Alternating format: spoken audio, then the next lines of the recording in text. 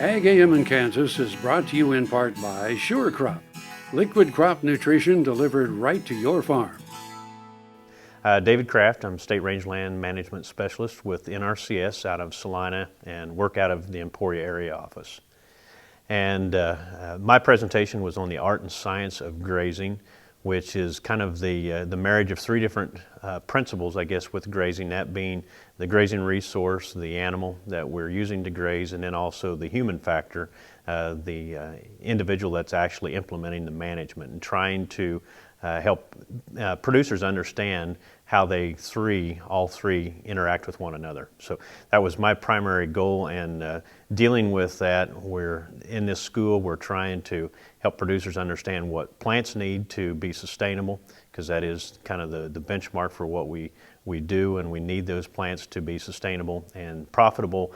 from the animal standpoint, because we need them to perform, and then also trying to help producers understand that when we maximize the potential of both of those two features, it's going to impact us as producers as well. And so how do we manage that, and also trying to get producers to understand that not every situation is going to that they might see or hear about is going to fit their operation, that they need to individualize that. One of the things that we are doing in the school is giving producers the opportunity to have a kind of a grazing or an allocation challenge. So we're using an operation not too far from where the school is being held. A producer there has provided us with 6 animals, and we split the group up into 2 groups, and they each have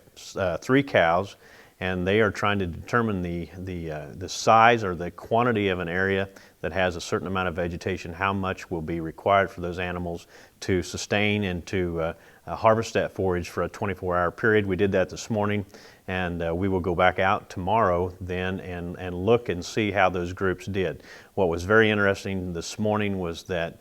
2 groups selected a totally different size of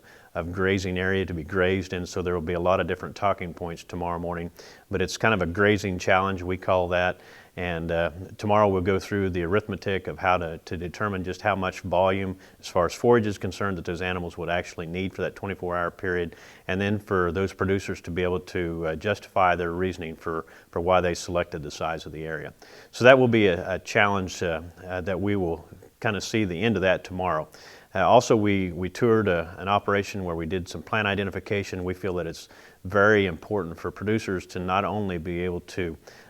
determine the amount of forage and what those animal needs are, but also to understand what plants those animals are selecting, so that they know when they look at a pasture that's about to be grazed, what plants those animals are going to select, and then at what level those plants will be grazed, and what is going to be beneficial to that plant, and when we need to move cattle away from those particular areas to protect that resource. And so we spent about an hour doing that this morning as well. And the balance of the school will be talking about all the different functions that go into grazing system design, soils, plant community selection, or different species to select, to manage for, and also then just putting that all together so that they kind of have a whole package to go back home and be able to analyze and to monitor their own operations. In the drought of the last few years, what we have learned a lot about, because very few people are managing today that were really managers in the 50s when we talk about the drought of the 50s, or especially the 30s. But we've learned a lot about protecting the surface and being able to minimize the impacts of not only a lack of precipitation but extreme temperatures in buffering or protecting that soil. So we armor that soil with having an adequate cover over the top, and so any kind of rainfall event that we get, we're able to capture and retain that moisture and benefit those plants for as long as we possibly can. And so what we're really trying to teach producers in that regard is to help them understand that they have to be proactive, and they have to really give that plant community every opportunity to be able to persist and even improve during a drought. So when conditions do improve, their plant community, that resource, that grazing resource, is able to respond quickly and to recover quickly from that. The Kansas State University College of Veterinary Medicine is a leader in food animal research and education. Our researchers are constantly expanding the knowledge of animal health and food safety. Through the Veterinary Health Center and the Kansas State Veterinary Diagnostic Lab, we provide practical services for animal producers. Home of the Beef Cattle Institute, the college is committed to animal welfare training and research.